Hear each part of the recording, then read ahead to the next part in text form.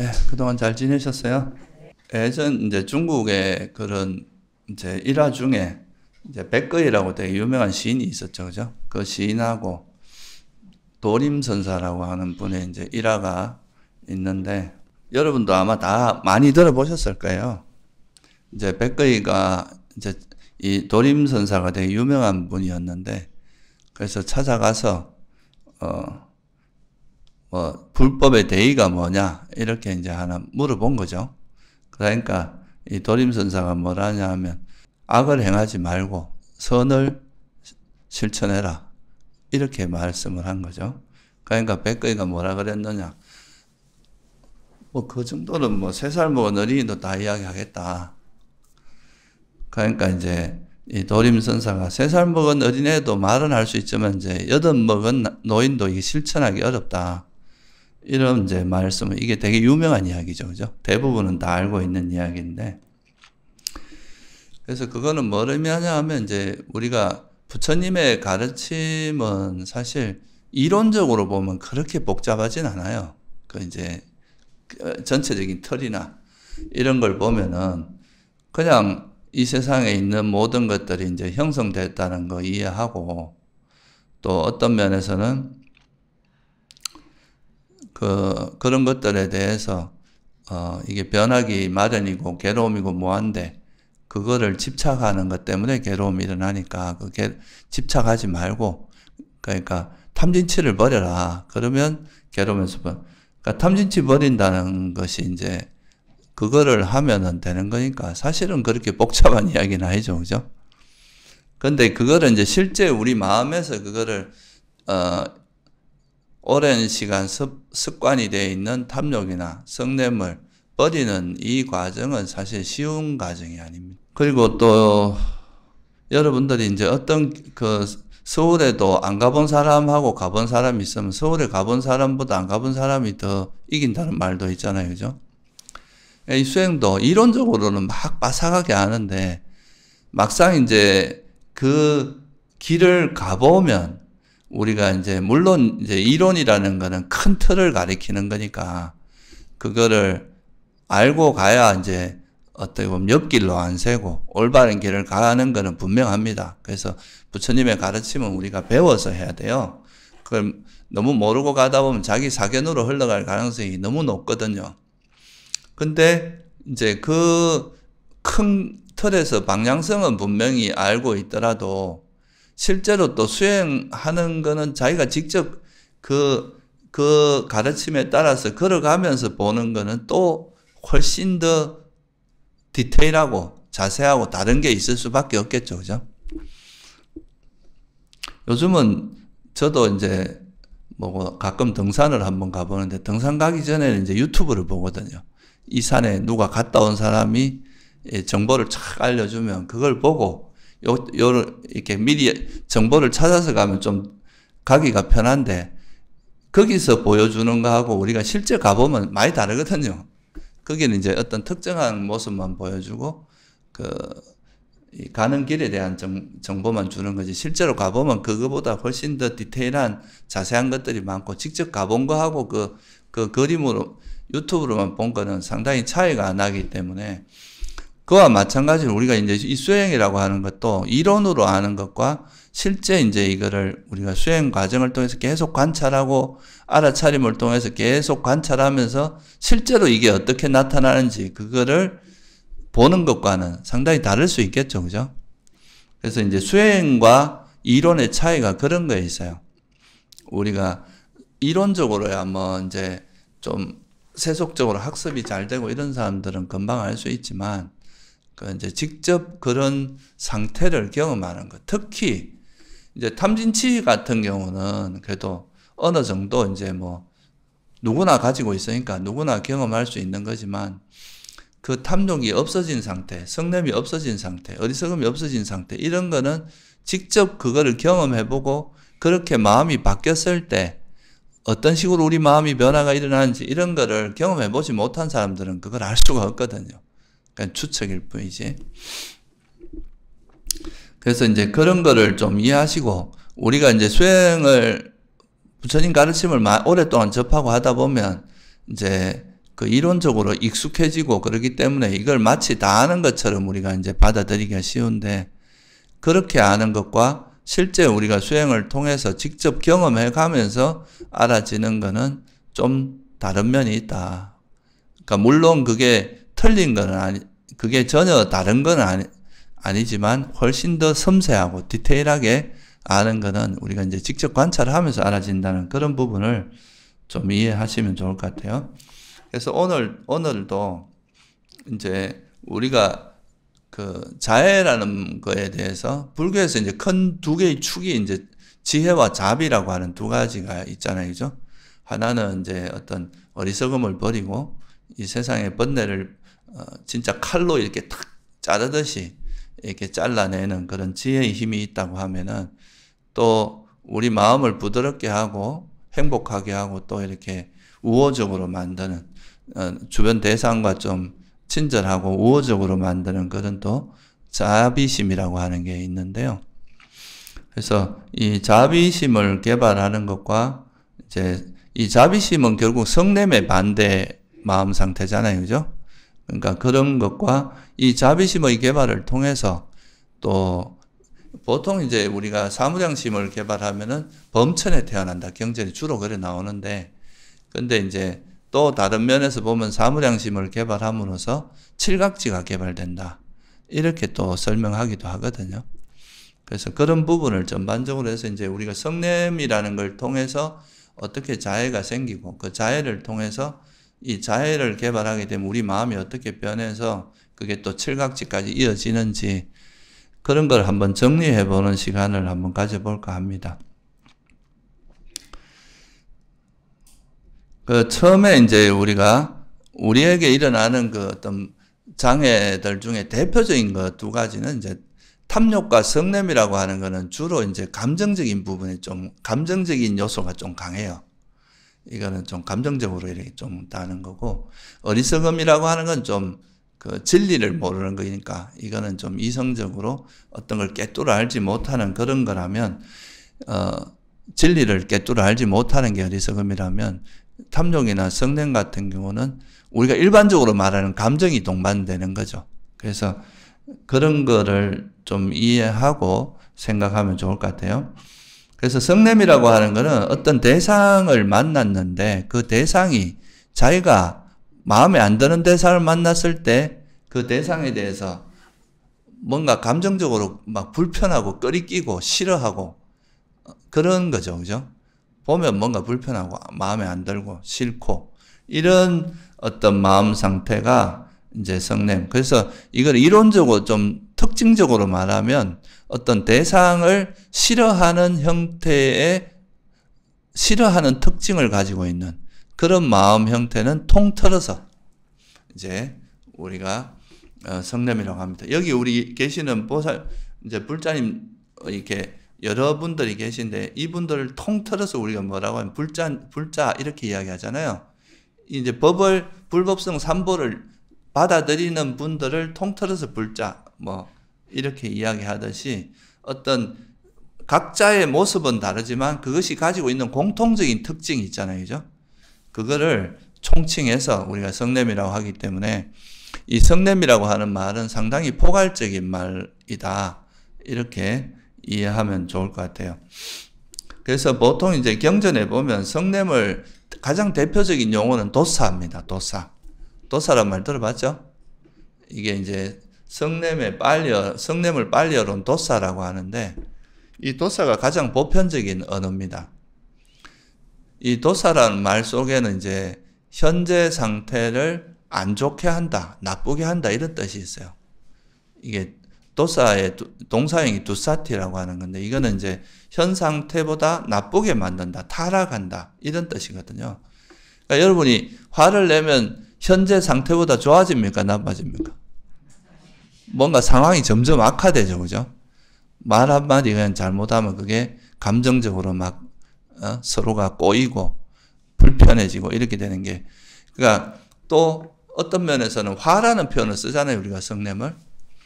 그러니까 그거는 이제 우리가 이런 마음을 강하게 일으키면 그것은 그동안 쌓아온 모든 공덕을 태워버린다, 뭐 이런 뜻도 내포하고 있어요. 그러니까 우리가 애써서 쌓아온 공덕을 한순간에 무너뜨릴 수도 있다 이거예요. 이 분노 하나가. 우리가 예를 들어서 평소에 잘 지내던 사람이 갑자기 욱해가지고 범죄를 저지를 수도 있잖아요. 그죠? 그러면 그거는 사실 그 한 번의 그 행위로 인해서 그 사람은 뭐 꽤 오랜 동안 뭐 감옥에도 갔다 오게 되고, 감옥에 갔다 오게 되면 그로 인해서 그 후에 또 뭐 범죄자란 낙인이 찍히니까 그런 걸로 인해서 여러 가지 제약을 받게 되는 것도 있잖아요. 이런 것들이 이제 성냄의 아주 특징적인 겁니다. 근데 이거를 이제 도사로 표현하기도 하고, 때로는 뭐 파티가, 이거는 이제 적대감, 적이 이렇게 표현하죠. 화가 나면 대상에 대해서 뭐가 생기면 적대감이 생기죠. 그죠? 뭐 적대적이 되고, 뭔가 친구로 생각하는 게 적으로서 생각하잖아요. 그런 게 이제 있고, 또 악이라고 표현하기도 합니다. 악감정, 그죠? 상대에게, 이거는, 보야빠다라고 표현하는데, 이거는 이제 악이, 번역할 때 악이라고 번역하기도 하고, 그래서 이제 우리가 화 같은 건 성냄이나 뭐 적이나 악이, 그러니까 대상에 대해서 뭔가 계속 싫어하고 적대감이 생기고 악감정이 생기고 그 사람이 잘못되길 바라고 고통받길 바라고 가다가 넘어지기 바라고 뭔가 누구한테 뭐 맞아서 막 그러면 고소하다 이렇게 이제 그런 마음이 바로 성냄이다. 그래서 이렇게 강하게 성냄도 이렇게 강하게 나타나는 것도 있지만 또 되게 아주 가볍게 나타나는 성냄도 있어요. 약간 짜증 난다거나 그냥 오늘 기분이 좀 우울하다거나 뭐 그런 것도 있지만 또 어떤 경우는 막 이게 끓어오르는 분노를 주체 못할 정도의 그런 분노도 있죠. 근데 이런 거에 이제 총체적으로 공통적으로 이것들이 가지고 있는 특징은 뭐예요? 그 대상을 싫어하고 마음에 들어 하지 않는, 그죠? 그게 이제 특징이다. 그래서 그런 걸 총틀어서 우리가 성냄이라고 하는 거다. 그래서 이런 성냄은 기본적으로 이제 우리가 많이 겪고 있지만 자기 자신과 타인에게 괴로움을 불러일으킵니다. 부처님께서 이제 진리를 깨닫고 나서 보니까 이제 이 세상에 일어나는 괴로움, 모든 괴로움은 가래 때문에 일어난다고 보셨는데 이 가래를 조건으로 해서 이렇게 보면은 가래가 있으면 내가 원하는 대로 안 되면은 막 계속 다투게 되는 거예요. 그죠? 내가 원하는 걸 누가 갖고 있으면 그걸 뺏기 위해서 또 싸우게 되고 또 내가 가진 것을 잃지 않기 위해서 또 싸우게 되고 그래서 이게 이제 집착이라고 하는 것이 우리 삶에 수많은 고통을 만들어내더라. 이게 이제 부처님의 통찰이라 이거죠. 그래서 이 사실 이제 우리가 선불선이라고 했을 때 그 불선의 모습이 정말 이렇게 본격적으로 제일 분명하게 드러나는 게 이 화입니다. 우리 정신적으로. 이 화가 이제 우리 마음에 고통을 많이 불러일으키고 그것들로 인해서 끊임없는 대립과 갈등 막 이런 게 생기는 거죠. 그 뭐 심하면은 이제 이런 게 자기 그 분노를 주체를 못해서 어떻게 보면 타인에게 폭력도 가하고, 그죠? 살생도 하고, 뭐, 요즘은 보면 세상에 좀 분노가 많은 것 같아요. 그죠? 뭔가 속에 있는 분노들이 잘 주체가 안 돼가지고, 그런 것들을 이제 좀 어떻게 보면 합리적으로, 평화적으로 푸는 게 아니라, 막 그냥 막 이렇게 밖으로 자기 분노를 그냥 막 표출을 하고 이렇게 하니까, 그런 것들은 사실 자기 자신에게도 도움이 하나도 안 되지만, 괜히 이유 없는 타인에게도 이제 피해를 주는 이런 게 이제 화의 진짜 위험한 요소들입니다. 그래서 이제 이런 분노가 많으면 남이 고통받기를 원하고 남에게 남이 이제 행복하게 되기를 원치 않으니까 거짓말도 하고, 그죠? 막 욕도 하고, 거친 말도 하고, 막 이간질 시키는 거죠. 저 사람이 다른 사람에게 사랑받으면 그 사람의 그 꼴을 못 보니까 이제 이간질해서 이제 안 좋은 인상을 심게 만들어주고, 그러니까 쓸데없는 말을 퍼뜨리고, 막 이런 것들이 다, 그리고 뭐 살생도 하고, 그죠? 뭐, 화로 인해서 가끔 가다 보면 왜 이제 동물들을 막 죽여서 막 던져놓는 이런 일들도 있잖아요. 그죠? 그런 것도 다 화를 기반으로 하고 있는 겁니다. 그래서 이런 것들이 이제 언행에서 굉장히 거칠어지게 만드는 거죠. 이런 화가 있으면 언행도 거칠어지고 그게 자기 자신을 이렇게 공격할 뿐만 자기 자신도 공격할 뿐만 아니라 주변에 있는 사람을 굉장히 힘들게 하겠죠. 화가 많은 사람 옆에 있으면 옆에 있는 사람도 엄청 힘들잖아요. 그죠? 그게 이제 화의 가장 큰 해악이다. 그래서 이거를 이제 악의, 그러니까 상대에 대한 악의가 생기고 적대감, 공격성 이런 마음의 형태로 나타난다. 말과 행동에서 거칠어지고 말과 행동에서 문제가 생기고 또 마음도 악의와 적의, 적대감 이런 걸로 이제 가득 차게 되는 것. 이게 이제 몸과 말과 마음으로 굉장히 안 좋은 업들이 이제 생기게 되는 거. 이게 이제 불교에서 말하는 성냄의 해로움인데요. 이게 이제 이렇기 때문에 사실 집착만 가지고 이야기하면 이게 해로운 건가 이렇게 생각할 수 있잖아요. 그죠? 착각할 수도 있단 말이죠. 우리가 욕심 좀 부리는 건 문제가 아니지 않은가 하는데 이 욕심이 불러일으키는 파장이 이런 이제 성냄으로 드러나게 되고 이 성냄은 결국은 이제 자기 자신과 타인을 괴롭게 하고 망치는 쪽으로 나타날 수밖에 없다는 거죠. 사실 의견이 다르면 그 의견을 서로가 이제 주장도 하고 토론도 하고 합의도 하고 협의도 하고 하면서 그 주장을 조정하는 게 아니라 이 자기 주장에 대해서 그냥 이렇게 그걸 자기가 가진 견해나 이런 거를 그냥 적당히 자기가 가지는 건 누구나 자유죠. 그죠? 그건 자기의 어떤 권리니까. 근데 거기에 대한 집착이 강한다는 거는 이제 집착이 강하면 강할수록 그 상대를 적으로, 그와 다른 사람을 적으로 규정하게 되고, 그죠?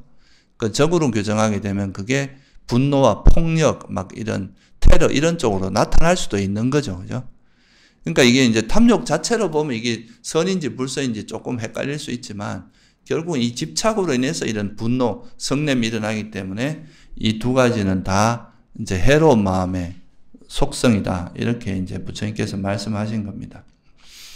그래서 이런 이제 성냄이 왜 일어나는가? 이거는 성냄이 우리가 마음에 들지 않는 대상에 대해서 그냥 이거는 사람마다 조건이 다르고 그 사람도 내가 내 주장을 내가 내 견해를 가지는 것이 내 권리이듯이 타인도 이제 그런 것을 가지는 것이 그 사람의 권리라는 것을 인정해 줘야 되죠. 그죠? 이제 그런 조건을 인정한 상태에서 서로가 합의도 하고 토론도 하고 서로의 한번 이제 격론을 하든지 어떻게 해서 이제 타협을 하면서 뭔가 조정을 해 나가야 되는데 그게 이제 안 되고 어리석게 그냥 자기 것만 거머쥐기 때문에 이게 이제 문제가 생긴다. 그래서 경전에 보면 내가 마음에 들지 않는 대상에 대해서 어리석게 마음을 기울일 때 이 화가 커진다.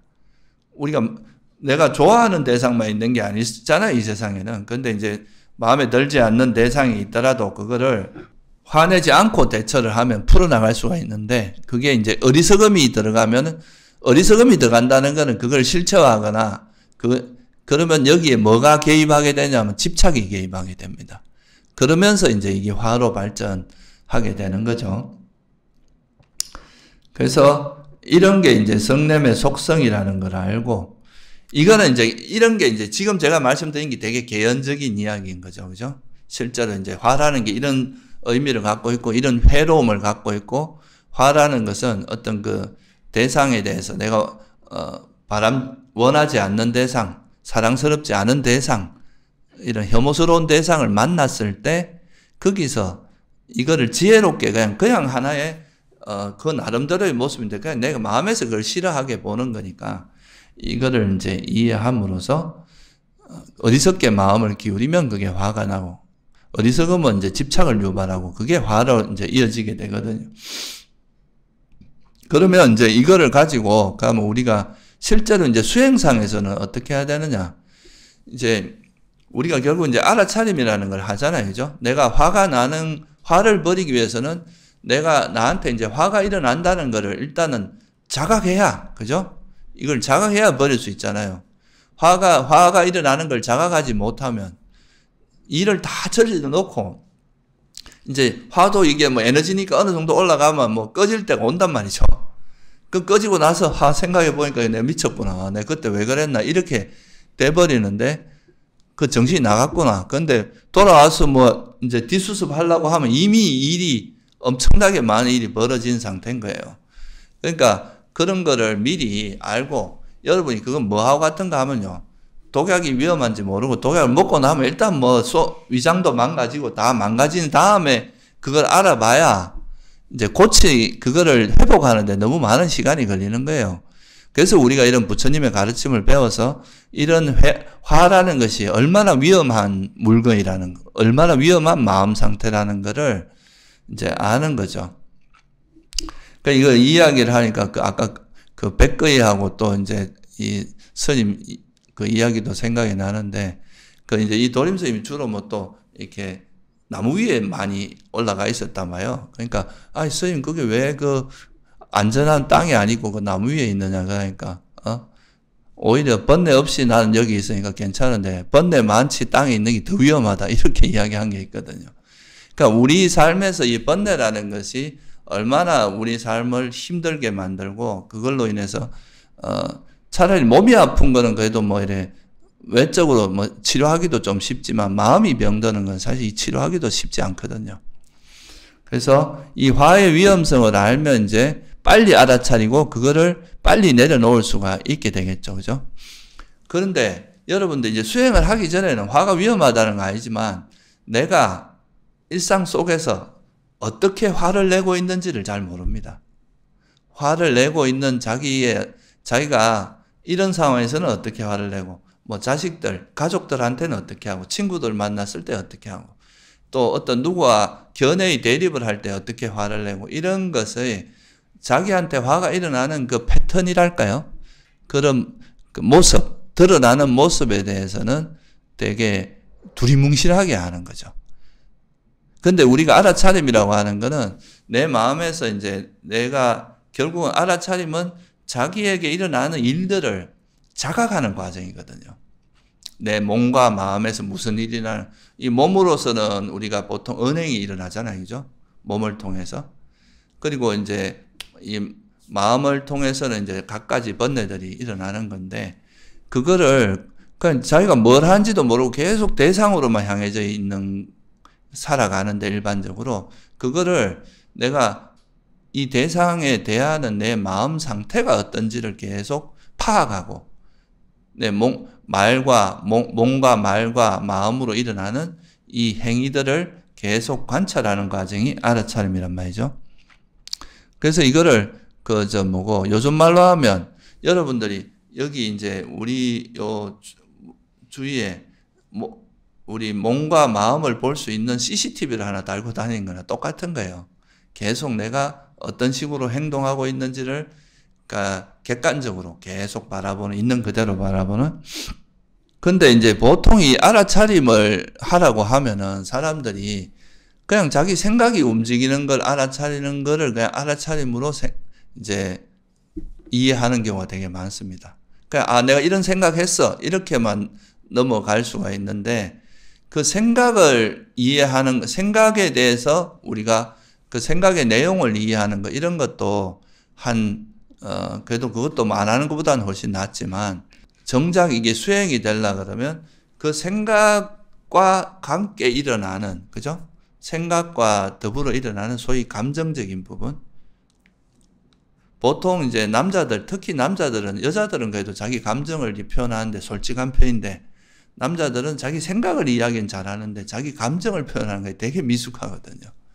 감정을 잘 안 보려고 하고, 이제 자꾸 포장하려고 하고 이런 게 좀 많은데, 이 결국은 감정 속에 내가 어떤 사람이 뭐라 그러면, 분명히 보면 화를 내고 있는데, 화 안 났다니까! 화 안 냈어! 하면서 이제, 왜 자꾸 화냈다고 하냐고 이렇게 이제 이야기하는데 실제 감정적으로 보면 화가 나 있는데 그 자기 감정을 잘 받아들이지 못하고 수용하지 못하는 이렇게 되면 이게 알아차림이 좀 반쪽이거든요. 그렇게 하면 자기 마음 상태를 명확하게 알 수가 없어요. 그래서 부처님께서도 그냥 우리가 보통 이제 마음이라고 하는 게 생각의 형태로 나타나잖아요. 그죠?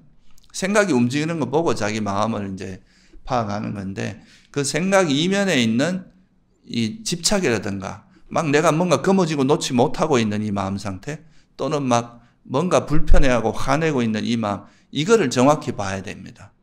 그거를 이제 경전에서는 그냥 탐욕이 있는 마음은 있는 마음이라고 알고, 성냄이 있는 마음은 성냄이 있는 마음이라고 알아라, 이렇게 표현한 거예요.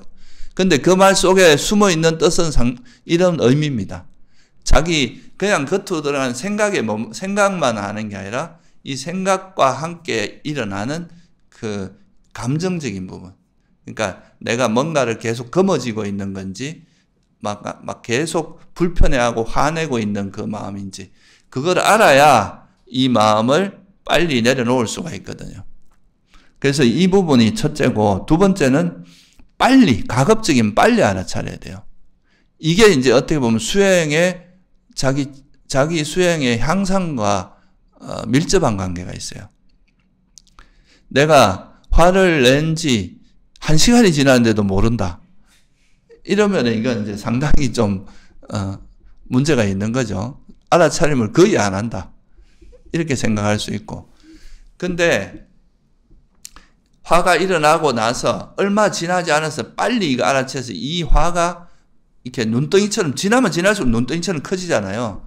화가 일어나는 순간에 빨리 그거를 알아차리면 그만큼 이 화가 진행되지 않고 빨리 멈출 수 있으니까.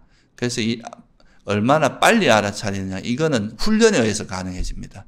여러분이 항상 깨어있고 정신적으로 이렇게 각성되어 있지 않으면 이게 빨리 포착이 안 되거든요.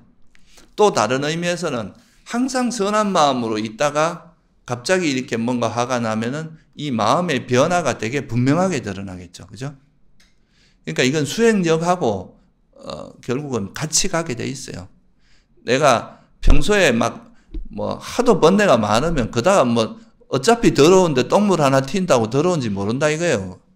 근데 평소에 마음이 되게 깨끗한 상태로 지속이 되다가 그때 만약에 화나 집착이 싹 움직이면 그거는 마음의 변화가 되게 민감하게 느껴지거든요. 이게 소위 말하는 마음에서의 어떤 레이더가, 자기 마음의 변화를 체크하는 레이더가 되게 민감해져 있는 상태라고 볼 수 있겠죠. 그죠? 그러면은 그거는 일어나는 순간을 포착할 수도 있어요. 이게 진행되기 전에 마음에 뭔가 꿈틀하는 순간에 알게 되는 거예요. 그러면은 이게 이제 좀 진행이 훨씬 느리고, 그죠? 그렇게 되겠죠. 그래서 이거 두 가지를 여러분이 이제 잘 염두에 두고 알아차림을 가급적이면 빨리 하려고 노력하는 거.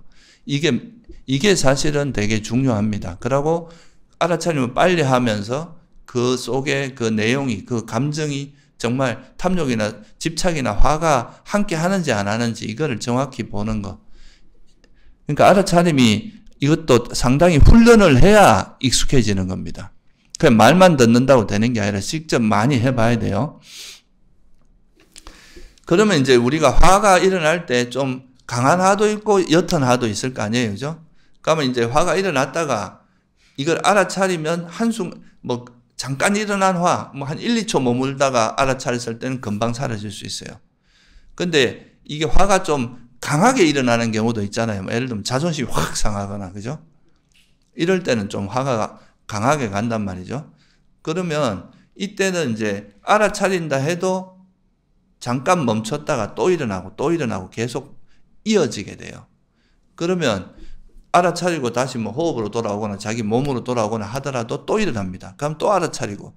그러면서 이 화가 일어났다가 서서히 세력이 약해지면서 변해가는 그 과정을 다 사라질 때까지 관찰을 해야 되는 거죠. 그거를 관찰하면서 우리가 제대로 이제 알아차리면 한다는 거야. 화났네 하고 또 화내고, 화냈네 하고 또 화내고, 이러면 안 된다 이거예요. 화를 내고 나서 그 화가 사라지도록 계속 관찰하면서 하다 보면 언젠가는 이게 화가 놓아지면서 화가 없는 마음 상태가 나올 거 아니에요. 그죠? 생길 거 아니에요. 그런 상태가 돼야 이게 진짜 화가 버려졌다고 할 수 있는 겁니다. 그러니까 그거는 분명히 겉으로 마음은 좀 진정되는데 아직도 뭔가 마음에 꽁한 게 남아있어. 이러면 이거 화가 버려졌습니까? 안 버렸어요? 감정적으로 아직 꽁한 게 남아있으면 아직은 큰 거는 좀 가라앉았는데 뭔가 화의 불씨가 계속 지속되고 있는 상태다. 이렇게 볼 수 있겠죠. 그죠? 그러니까 그런 거를 이제 계속 관찰하면서 여러분이 뭐를 스스로 이렇게 화를 계속 사라질 때까지 계속 이걸 이제 주의 깊게 이걸 관찰함으로써 알아차림으로써 뭘 할 수 있냐면, 아, 화가 한번 일어나니까 이렇게 끈질기게 나를 괴롭히고 이게 어떤 식으로 확장되고 변해가고 또 내가 이제 동쪽에서 뺨 맞고 서쪽에서 이제 뭐 분풀이 한다고, 남편한테 화가 났는데 자식한테 분풀이 한다거나, 친구하고 싸웠는데 뭐 다른 사람한테 분풀이를 한다거나, 마음에 쌓인 게 있으면 그게 이제 어떤 식으로든지 계속 발현이 되게 돼 있거든요. 불씨가 남아있으니까. 그러면서 이제 이 화라는 것이 어떤 상태로 작용되는지 화의 작용을 좀 스스로 발견하게 돼요. 이거는 이론으로 아는 것과 다르거든요. 실제 내 마음에서 어떤 식으로 화가 작동되고 있는지를 계속 보는 과정이에요. 이거를 많이 볼수록 화에 대한 바른 암이라고 하는, 소위 말해서 화에 대한 올바른 통찰, 정보가 많이 생기게 됩니다. 이런 정보가 이제 화에 대해서 정말 화라는 것이 어떻게 우리 삶에 작용하고 그걸 내가 어떻게 반응하는지 이런 걸 알 수 있게 되고, 그러니까 화 자체를 이렇게 하다 보면 또 화를 어떻게 마음을 쓰니까 이 화가 놓아지더라. 우리가 화를 버리는 다양한 방법들이 있잖아요. 그죠? 우리가 뭐 화의 위험성을 통찰할 수도 있고, 화가 없는 그 자의 이익을 관찰하면서 버릴 수도 있고, 뭐 자업자득을 관찰하면서 버릴 수도 있고, 화낼 대상이 무아임을 관찰하면서 버릴 수도 있고, 다양한 방법이 있어요. 그죠? 또 뭐 미운 놈 떡 하나 더 준다고 미운 사람한테 오히려 잘해주고 뭐 보시하고 이러면서 또 버릴 수도 있어요. 그러면서 이제 화를 쭉 관찰하면서 이게 이제 화라는 이게 자기한테 일어나는 화를 사라질 때까지 이렇게 관찰하면서 화의 작용면을 여러분이 직접 아는 게 있고, 또 화를 어떻게든 이게 버려나가면서 이 버릴 때 어떻게 마음을 쓰니까, 어떤 지혜를 쓰니까 잘 버려진다는 거, 이런 것도 여러분 이제 직접적으로 경험을 통해서 알게 되는 거죠. 그러다가 이거 왜 이렇게 계속되나 해서 이제 살펴보니까, 내가 나에 대한 자존심 또는 내 견해를 쥐고 있어갖고 내 견해와 다른 사람을 만났을 때 이렇게 화가 많이 나는구나. 그런 이제 원인도 좀 한번 좀 파악해 볼 수 있고, 그러면서 이 자기한테 일어나는 이 화의 여러 가지 모습들에 대해서 실질적으로 직접적인 지혜들이 생깁니다. 경험을 통해서 쌓인.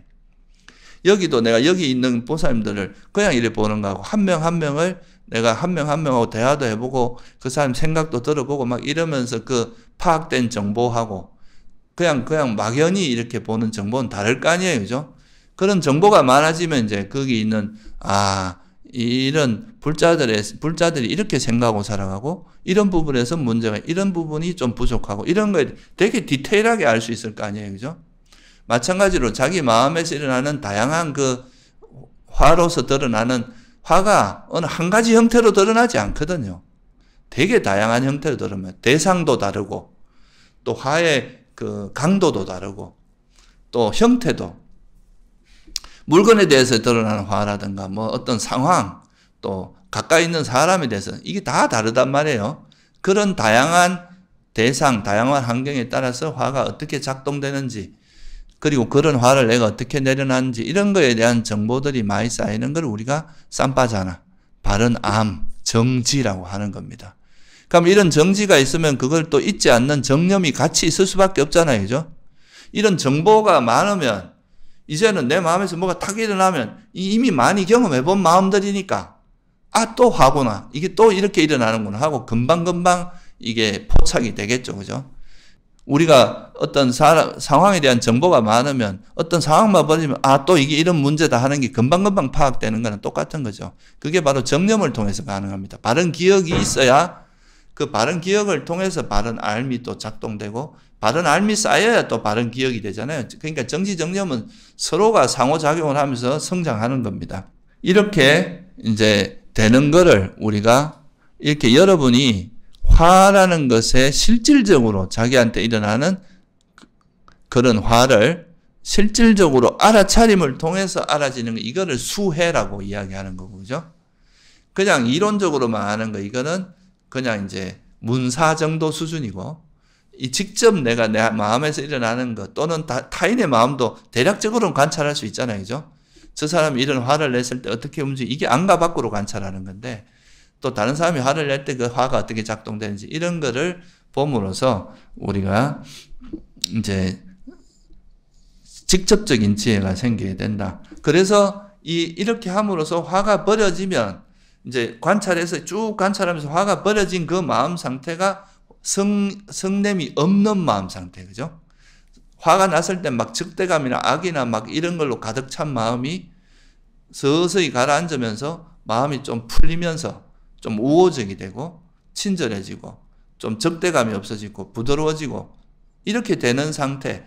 그러니까 그게 감정적으로도 확 풀어지면서 마음이 놓아진 상태를 우리가 성냄 없음이라고 하는데 이 성냄 없음을 우리가 이제 일반적으로 보통 자애라고 많이 표현하는 겁니다. 원래 정확히 말하면 자애는 생명체에게만 해당되는 말이에요. 생명체에게 화를 내지 않는 건데 뭐 이런 무정물에 화를 내지 않는 것도 막 자애로 퉁쳐서 이야기하는 경향이 있어요. 원래 엄밀히 말하면 자비희사라고 하는 건 우리가 살아있는 생명체에게 주로 쓰는 용어예요. 근데 이제 화가 없는 마음이 자애라는 거죠. 그래서 그러면 화라는 거는 대상을 싫어하는 특성이 있으면 이 화가 없는 성냄이 없는 마음은 대상을 싫어하지 않고 우호적이고 친절하고 그죠? 그런 마음상 남이 오히려 잘못되기를 바라는 게 아니라 잘 되기를 바라는 이런 마음으로 바뀌겠죠. 그죠? 그런 특성 그러니까 대상에 대해서 우호적인 특성을 가지고 있는 그런 마음을 우리가 뭐라고 합니까? 자애라고 한다. 그죠? 그래서 이게 그냥 이런 자애를 알았지만 그 자애가 이제 지혜 그런 화를 내려놓는 과정에서 화가 버려졌을 때 그 마음 상태가 어떻게 변화되는지 직접 관찰할 수 있잖아요. 그죠? 그러니까 화가 났을 때 그 마음 상태 막 적대적이 되고 마음이 경직되고 막 악의로 가득 차고 이런 마음에서 이것이 슬슬 풀어져서 대상에게 좀 부드러워지고 뭔가 좀 친절해지고 우호적이 되고 남에게 좀 잘 되기를 바라는 그런 마음으로 바뀌는 이게 자애구나. 이게 성냄이 없는 마음 상태구나. 이렇게 이제 보는 것이 이게 이제 수행상으로 알아지는 자애의 마음 상태입니다. 그리고 그런 마음 상태를 경험하면은 여러분이 뭐를 또 경험되냐 하면 화가 있을 때는 막 뭔가 적대적이 되고 말도 까칠하게 나오고 말과 언행이 아주 거칠고 적대적이고 악의적이 되던 것이 이제 이 화가 놓아지면서 화가 없는 마음상 자애롭게 바뀌니까 말도 좀 부드러워지고 그죠? 좀 거짓말도 안 하고 진실되게 말하고 말도 되게 부드러워지고 그리고 행동도 막 이렇게 막 위협하고 남에게 고통을 주려고 이런 마음이 아니라 상대가 좀 행복하길 바라고 잘 되기를 바라 이런 마음으로 바뀌고 우리 마음도 악의가 없어지고 좀 더 소위 말해 따뜻하고 푸근한 마음으로 바뀌게 되겠죠. 그죠? 그러면서 이제 우리가 화의 해로움을 경험한 거와 반대로 이 자애의 유익함을 몸소 체험하게 됩니다. 와, 진짜 마음이 바뀌면 이렇게 나부터가 행복해지고 내가 마음이 편안하고 행복해지니까 이게 타인에게도 되게 부드럽게 다가고 타인도 벌써 나를 대할 때 되게 편안해지는 거죠. 마음이 경직되지 않고. 그래서 이런 거를 통해서 이 자애의 마음으로 성냄이 없는 마음 상태가 되면 나와 제일 먼저 자기 자신에게 가장 큰 이익이 있습니다. 자기 마음이 일단 편안하고 행복해지니까. 그리고 내가 이제 마음이 편안하고 행복해지면 타인을 대할 때도 똑같이 부드러워지고 편안해지니까 그게 이익이 있고 이런 것이 이제 있어야 우리가 뭐 특히 이런 수행을 하는 곳에서나 이제 뭐 우리가 공동체를 이룰 때는 항상 같이 살아가니까 그럴 때 이 자애가 기반되지 않으면 계속 화가 자기 마음에 들지 않는 상황에 대해서 계속 화를 내게 되면 계속 다툼이 일어나게 되거든요. 아까도 말했지만 우리가 화가 일어나는 원인은 내가 마음에 들지 않는 대상에 대해서 어리석게 마음을 기울일 때 화가 난다 그랬잖아요. 그죠? 근데 우리가 이제 내가 화가 나는 대상이 있더라도 이거는 뭐 어떻게 보면 다 살아온 환경도 다르고 살아오면서 겪어온 업도 다르고 조건이 다르기 때문에 이제 그 사람이 가지고 있는 그걸 이해하면서 그러면 이제 화를 안 내면서 그 상황을 적절히 판단해서 지혜롭게 판단해서 대처할 수 있는 이런 여유가 생기잖아요. 근데 화가 나 있으면 그런 여유가 안 생기거든요. 일단 판단력도 흐려지고. 그래서 이렇게 이제 되는 거기 때문에 이게 공동체를 되게 조화롭게 우리 사회도 그렇고 수행 공동체도 그렇고 이런 자애가 있으면 서로가 잘 되고 고통받지 않기를 바라니까 어떻게든 문제를 지혜롭게 해결하는 쪽으로 마음이 쓰이게 되는데 그게 아니라 이제 화가 막 넘쳐나게 되면 이 막 끊임없이 투쟁이 일어나고 다툼이 일어나고 내 생각과 다른 사람을 공격해서 그 사람을 고통을 주려고 하고 파괴하려고 하고 이런 식의 일들이 벌어지는 거예요. 이거는 진짜 이런 화가 너무 커가는 거는 사회적으로도 굉장히 위험한 일입니다. 그래서 이런 이제 자애의 마음을 우리가 개발함으로써 조금 더 여유로워지고 좀 더 이제 사람들에게 사람들을 이해하고 인욕하고 좀 서로가 이제 참아주고 이런 이제 이야기, 마음에 그게 되는 거죠. 그죠? 근데 보통 이제 화를 내지 않는다는 것과 우리가 이렇게 이제 화가 막 짙다가 화가 버려지면 일단 우리 마음 상태가 어떻게 됩니까? 편안해지잖아요. 마음이 편안해지고 고요해지니까 이렇게 되면 이제 좀 냉정하게 판단할 수 있는 조건이 되잖아요. 그죠? 근데 이제 화가 나 있으면 어떻게 됩니까? 이 정신이 뭐 이렇게 계속 화라는 게 에너지에 압도당해 버리는데 판단력이 있겠습니까? 우리 남자들이 좋아하는 그 대부라는 영화가 있어요. 아세요? 그 영화의 대사 중에 그런 게 있어요. 이제 자기 밑에 후계자를 기르면서 이 사람이 다혈질이야. 그러니까 화를 내지 마라. 화를 내면 판단력이 흐려진다. 이런 말이 있어요. 그러니까 어떤 상황에서 화가 일어나는 순간에 그 화에 압도당하면서 이 상황을 냉정하게 바라볼 수 있는 그런 힘이 없어집니다. 그러니까 우리가 화를 내지 말라는 건 아무 판단도 하지 말고 무조건 참으라 이런 이야기가 아니죠. 그죠? 그냥 아무것도 안 하면 그건 바보지. 그게 아니라 화를 안 내고 화를 내면 판단력이 흐려지니까 화를 내지 않고 냉정하고 평온한 마음 상태에서 이 상황을 판단하면 좀 더 지혜롭게 이 상황을 해결할 수 있는 그런 마음 상태가 될 수 있잖아요. 지혜가 생기잖아요. 그러니까 그렇게 하는 것이 우리가 이제 자애의 가장 기본인 거예요. 그래서 자애만 무조건 화를 안 내고 뭐 그냥 방치하고 이런 게 아니라 부처님께서도 라울라를 나무라실 때 되게 엄하게 나무라시잖아요. 그건 왜 그렇게 했어요? 라울라가 미워서 그랬겠어요? 라울라가 자만에 빠져갖고 막 뭔가 이렇게 수행을 제대로 안 하니까 그거를 깨우치게 해서 더 나은 길로 괴로움에서 벗어나게 하기 위해서 지금 당장은 이제 좀 그게 입에 쓴맛이 귀에 쓴 소리라 할지라도 그거를 지적해 줌으로써 그 라울라가 더 성장하게 해주고 괴로움을 벗어나게 해주고 그렇다고 해서 부처님께서 화를 내는 게 아니거든요. 정확하게 그 잘못을 지적해 주는 거죠. 그러니까 이런 것처럼 자애라는 게 그냥 단순히 되게 수동적인 어떤 마음 상태로 이해하면 안 됩니다. 이거는 이제 때로는 지금은 내가 말할 상황이 아니고 지금은 물러날 때다 생각하면은 시기가 아니다 하면 그때는 뭐 말 안 하고 이제 때를 기다릴 수도 있지만 적당한 때라고 생각하면 또 상대에게 좀 귀에 거슬리고 사랑스럽지 않은 말이라 할지라도 해야 되는 거죠. 그런 게 자애의 마음이거든요. 아무것도 안 하고 방치하는 건 무관심이죠. 그래서 자애라는 것이 단순히 그냥 이제 참고 아무것도 안 하고 이런 의미가 아니라는 걸 좀 이해할 필요가 있고요.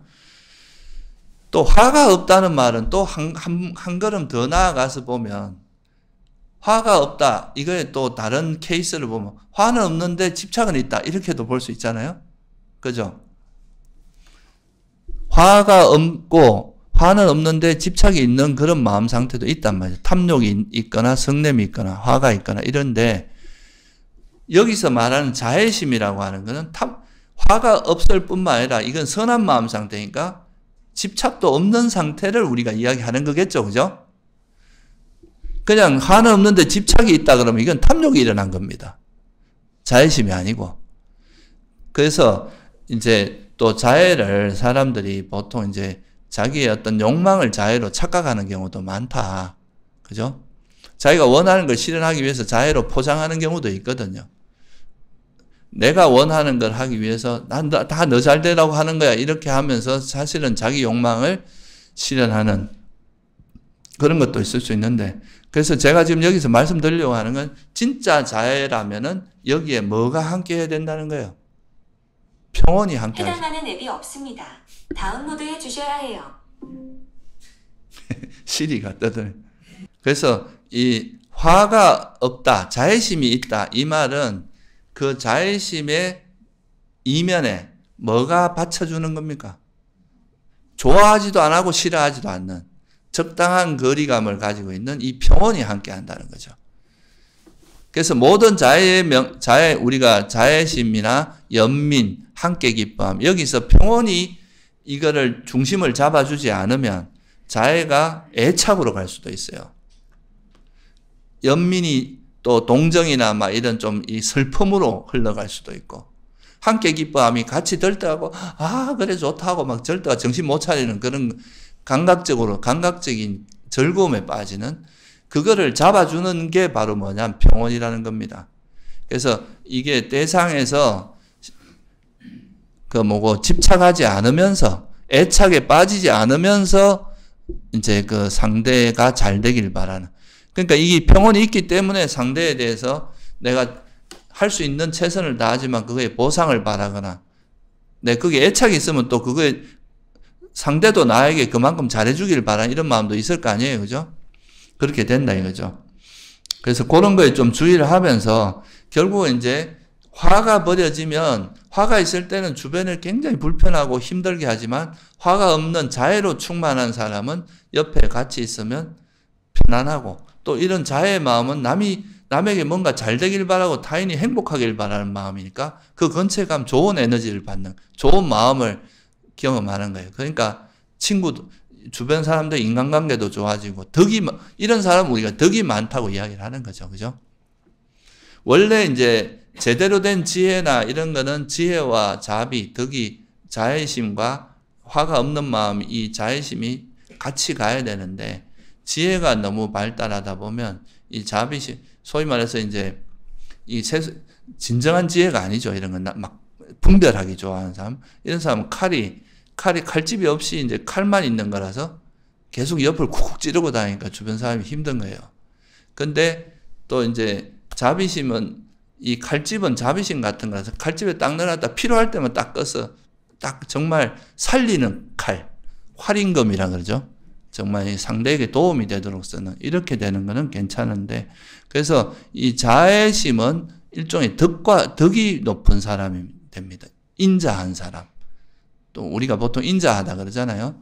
그런 사람으로 만들어주기 때문에 자기 자신도 마음이 편해지고 주변에 있는 사람들에게도 굉장히 좋은 그 마음을 느끼게 해주고 이런 것이 이 자애의 이제 가장 큰 특징입니다. 그래서 자애심이 이제 성냄은 이렇게 성냄이 작용되는 것을 계속 성냄이 일어나서 그것이 사라질 때까지 관찰하면서 우리가 알 수 있듯이 자애심도 이 성냄이 사라지고 나서 이 자애의 마음이 어떤 식으로 작용하는지 우리 인간관계나 주변에 어떤 문제를 풀 때 어떻게 작용하는지 이런 걸 여러분이 관찰해 봄으로써 이 자애의 이익을 정말 이제 직접적인 지혜로 알게 되는 거죠. 그러니까 이론이 아니라 실제 내가 자애심이 생겼을 때 화가 없을 때 내 마음이 어떻게 되는지 이거를 정확히 볼 수 있게 되겠죠. 그죠? 그래서 이거는 이제 자애를 일으키는 방법은 우리가 화를 알아차리면서 화를 내려놓으면서 자애가 형성되는 것도 있는데 이거는 이제 불선을 버리면서 이제 화를 버리면서 생긴 자애 이렇게 볼 수 있고 그게 아니라 여러분이 적극적으로 아예 처음부터 자애심을 많이 일으키는 거 이거는 오히려 화를 예방해주고 내 마음에서 자애가 더 충만하게 해줄 수도 있어요. 그러니까 뭐 예를 들면 여러분이 아침에 일어나서 여러분 제일 가까운 가족들부터 뭐 한 명 한 명 자애심을 다 이 사람들이 참 건강하고 행복하게 이런 자애심을 일으키고 또 뭐 모든 우리 요즘 우리나라가 좀 혼란스러운데 우리 한국에 있는 모든 존재들이 정말 마음이 평화롭고 행복하기를 이런 마음을 좀 불러일으킴. 그러면서 내 마음이 이래 자애심이 없던 마음을 자꾸 일으키는 거죠. 그러면 이게 이제 자애심이 많아지다 보면 또 화가 덜 나게 됩니다. 그러니까 애초에 미리 예방을 하는 식으로 그러니까 평소에 여러분들이 틈날 때 하루를 시작하고 뭐 수행을 시작할 때 또 이렇게 법회 시작하기 전에 잠깐 우리가 입정할 때 이럴 때 자애의 마음으로 주변에 있는 사람들이 다 정말 건강하고 행복하게 이런 마음을 계속 일으켜주는 것 자체가 되게 자애심이 좀 충만하는데 굉장히 많은 도움이 된다. 그렇게 볼 수 있습니다. 그래서 이 자애도 그러니까 화가 버려졌을 때의 그 마음 상태가 어떤 식으로 내 마음에서 나타나서 내 마음을 변화시키고 어떻게 작용하는지 이런 것도 직접적으로 많이 관찰해 보면 정말 이 자애의 마음이 이익이 있구나 하고 이제 화의 마음이 작용과 이 자애의 마음이 작동될 때의 그 화의 해로움과 자애의 유익함이 너무 극명하게 대비가 되거든요. 그러면은 이제 이게 내가 진짜 이 자애라는 그 화라는 게 정말 위험한 거고 자애가 정말 유익한 거구나. 이렇게 이거는 이제 수행으로 생긴 지혜죠. 그죠? 그런 걸 통해서 화를 안 내고 자애를 실천하는 데 되게 큰 토대가 될 수 있다. 이렇게 볼 수 있습니다. 그리고 이 자애가 조금 아까도 제가 말씀드린 보통 자애는 이제 인간관계에서 주로 이제 작동되는 건데 이걸 조금 더 나아가서 생각해 보면 이게 이제 여러분이 수행하다 보면 내가 수행할 때나 살아가면서 내가 마음에 들지 않는 일들이 자꾸 생기잖아요. 특히 이제 수행하다 보면 내 마음에서 이제 번뇌가 일어나면 이건 내가 마음에 들지 않는 대상이란 말이죠. 그럼 또 왜 이런 나는 번뇌가 많고 나는 왜 이렇게 괴롭냐 이렇게 생각할 수 있는데 그거를 이게 화를 내지 않고 대하는 이 훈련이 된 사람은 그냥 화를 내지 않으면서 그냥 이런 장애가 있구나라고 이해하면 이 화를 통해서 화가 버려지면서 오히려 화를 버리는 과정에서 이 화에 대한 직접적인 통찰이 생기잖아요. 그리고 이 화가 버려졌을 때 또 자애가 개발되잖아요.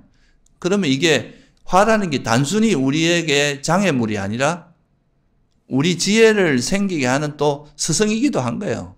디딤돌이 되기도 하는 거죠. 그러니까 이런 이제 번뇌가 일어나도 화내지 않고 보는 힘이 생기는 거예요, 그게.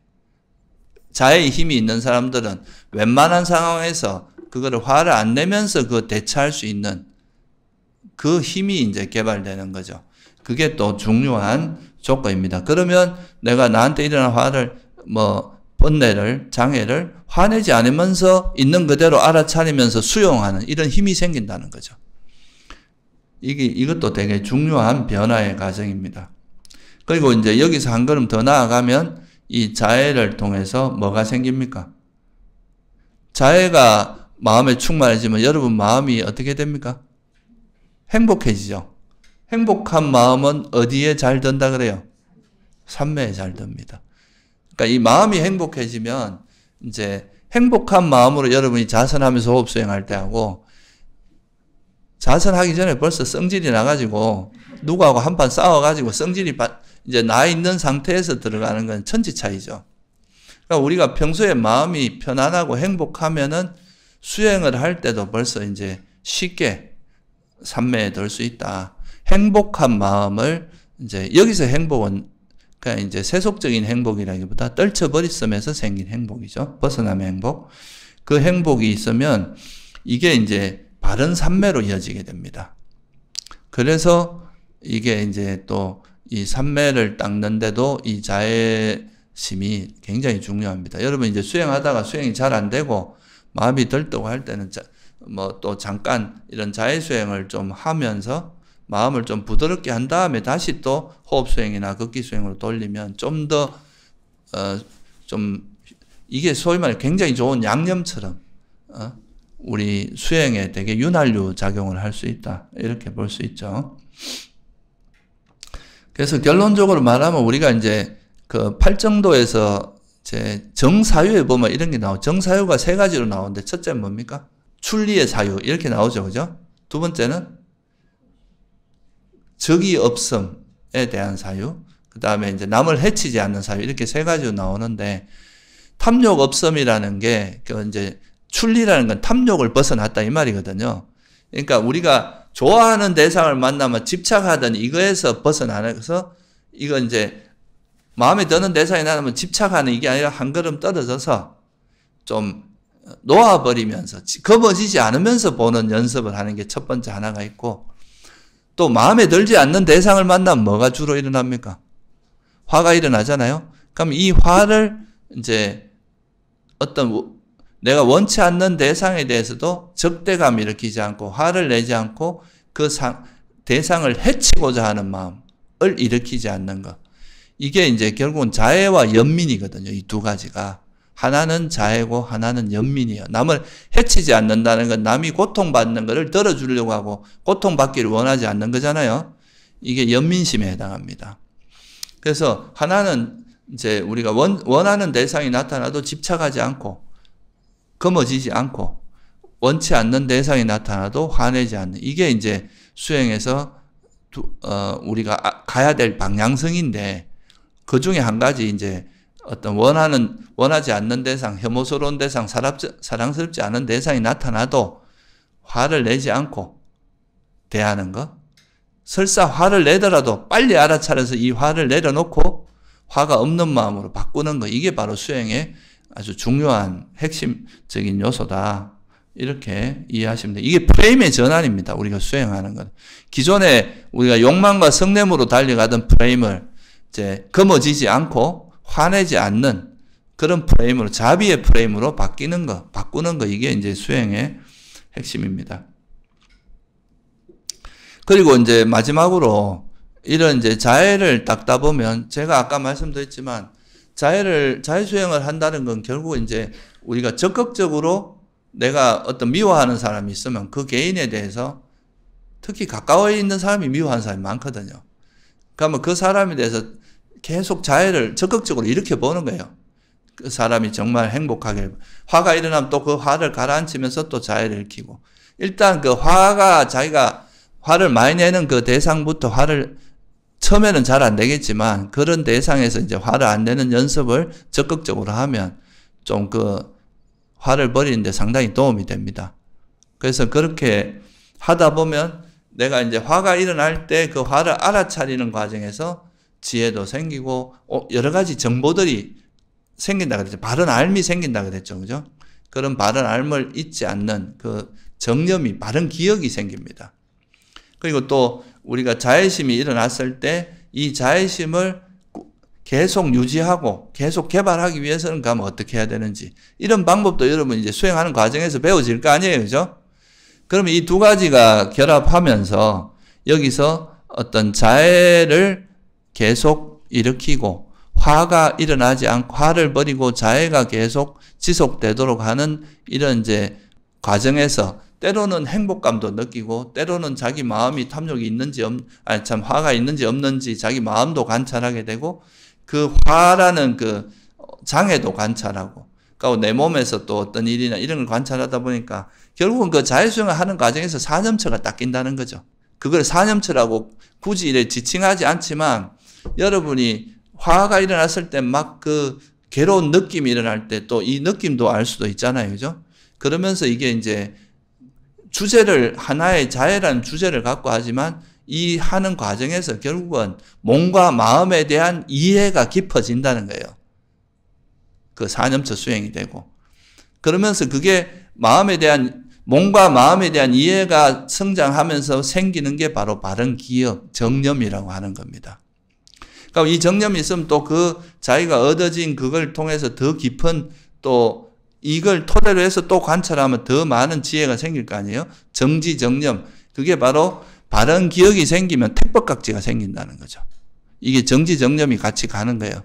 그러면 이 정지정념이 생기는 거에 가장 핵심적인 게 뭐냐면, 이게 나를 해롭게 하고, 이런 성냄이 나를 해롭게 하고, 성냄이 없는 마음, 자애의 마음이 유익하고 하는 성과 불선에 대한 직접적인 지혜, 이론이 아니라 여러분이 스스로 관찰한 지혜가 생긴 이게 바로 뭐예요? 그게 이제 정지정념에 들어가는 이게 택법각지거든요. 그러면 이게 생기면 뭐가 가능해지냐면 그러니까 내가 마음이 불선한 화가 있는 쪽으로 가면 적시 버리고 화가 없는 마음 상태일 때는 그걸 계속 유지하고 개발하는 쪽으로 가는 정진이 가능해지죠. 바른 정진. 그죠?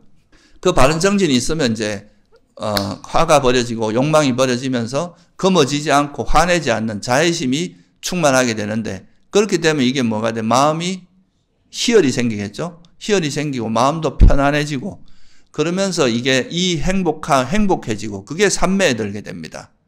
삼매에 들고 그 삼매에 들면서 마음은 평온함이 생기죠. 이게 다시 또 올바른 관찰을 하게 만들어요. 그럼 또 정지정념이 생겨. 이렇게 선순환이 돼서 결국은 자해수행을 통해서 뭐가 생긴다는 거예요? 지금 제가 말씀드렸지, 바른 기억을 통해서 택법각지가 생기고, 바른 정진각지, 희열, 경안, 그 다음에 삼매, 평온이라고 하는 게 생깁니다. 그러면서 이게 첫 번째로 갈 수 있는 게 바로 이렇게 하다 보면 자해 삼매라고 하는 자해 선정에도 들 수 있어요. 나중에 수행 가면. 이 자해의 마음으로 선정에 드는 거죠. 그러면 이게 이제 자해 삼매인데, 자해는 항상 행복이 함께하기 때문에 선정은 초선, 2선, 3선까지만 간다고 이야기합니다. 3선에까지만, 새끼 3선에서는 행복이 있잖아요. 4선에 행복이 없어지니까. 행복이 아니라 평온한 느낌으로 바뀌잖아요. 그죠?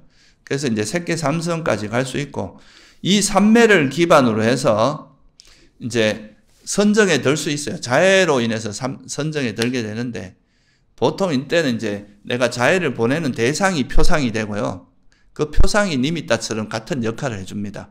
그래서 이걸로 이제 선정에 드는데, 그러면 이제 이 선정에서 나와서 어떻게 하느냐 하면, 이게 이제 마지막 니까에 보면은, 그는 이같이 선정에서 나온 다음에 그 자해 삼매에 대해서 이렇게 숙고를 하는 거예요. 그는 이와 같이 숙고합니다. 이 자해로 인한 마음의 해탈. 이 자해로 인한 마음의 해탈이 결국은 우리가 선정을 심해탈이라 하기도 하거든요. 마음에 있는 장애가 버려졌기 때문에. 그래서 이 심해탈이 내가 이제 선정에서 나오는 순간에 선정 마음 상태와 달라지잖아요. 선정에서는 하나의 표상만 대상으로 하다가 선정에 나오면 또 이제 다른 걸 분별하게 되는데, 이 자해로 인한 마음도 해탈도 형성됐다. 우리가 팔정도를 실천함으로써 생긴 거잖아요. 알아차림을 실천하면서 형성되었고 의도되었다. 그래서 이 형성되고 의도된 것은 다 형성된 거는 어떻다 그랬습니까? 소멸하기 마련이고, 그러니까 이건 괴로움이고 뭐하다. 이렇게 철저히 통찰함으로써 이게 이제 선정이라는 강력한 마음 상태를 기반으로 통찰이 일어나기 때문에 이게 아라한이 되거나 번뇌이 소멸하거나, 번뇌가 소멸이 안 되면 정거천에 태어난다. 정거천이 뭔지 알죠? 그죠? 색계 사선천에 태어나서 거기서 열반에 든다. 이렇게 설명을 하고 있습니다. 그래서 결국은 이제 우리가 자해 수행을 통해서 이제 우리 알아차림 수행을 통해서 화를 알아차리고 자해를 개발하는, 처음에는 이제 화를 버리면서 자해가 개발되지만 나중에 이 자해를 좀 더 적극적으로 아예 자해를 계속 자해 수행을 통해서 자해를 개발하게 되면 이 과정에서 이 단순히 자해만 개발되는 게 아니라 뭐가 같이 개발된다고 그럽니까? 칠각지가. 이 자해를 개발하는 과정에서 이제 이 내 마음에 대한, 몸에 대한 이해가 깊어지고 그게 바른 기억이죠. 사념처가 생깁니다. 이 바른 기억이 생기고 또 그걸 토대로 해서 정지정념이 생기고 그걸 통해서 바른 정진이 일어나고 번뇌가 버려지면 희열도 생기고 경안도 생기고 삼매도 생기고 바른 그 평온함을 갖게 돼서 이걸 통해서 궁극적으로는 이 자해 삼매가 기반이 돼서 선정에 들고 그 선정을 기반으로 깨달음에도 이룰 수 있다. 설사 깨달음에 이르지 못하더라도 여러분이 자해의 마음을 개발하는 것은 우리 삶에 굉장히 큰 이익이 있다는 거, 그거를 이해하시고 오늘은 그러니까 이제 두 가지. 그러니까 이제 화라는 것을 실제로 여러분이 관찰을 많이 해라. 자기 마음에서 어떻게 일어나는지 충분히 관찰을 많이 하시고, 또 그 화가 버려졌을 때의 그 화가 없는 마음 상태를 관찰을 많이 해서 어떻게 해서 이런 마음이 이루어지고 어떻게 하면 이렇게 되고, 이거를 이제 유지하는 방법은 뭐고, 또 화가 일어났을 때 그 화에 대해서 이렇게 화나 화가 없는 마음을 충분히 이해하는 그런, 그게 바로 이제 정지정념을 개발하는 건데, 그걸 하다 보면 우리 마음이 점차 행복해지고 평화로워지고, 그걸 기반으로 하면 삼매도 들고 나중에 번뇌 소멸까지도 가능하다는 거, 이거를 좀 이해하시고 평소에 이제 우리가 이런 자해를 개발하는데 좀 노력을 많이 하면 좋겠다, 이런 생각입니다. 예, 오늘은 여기서 마치겠습니다.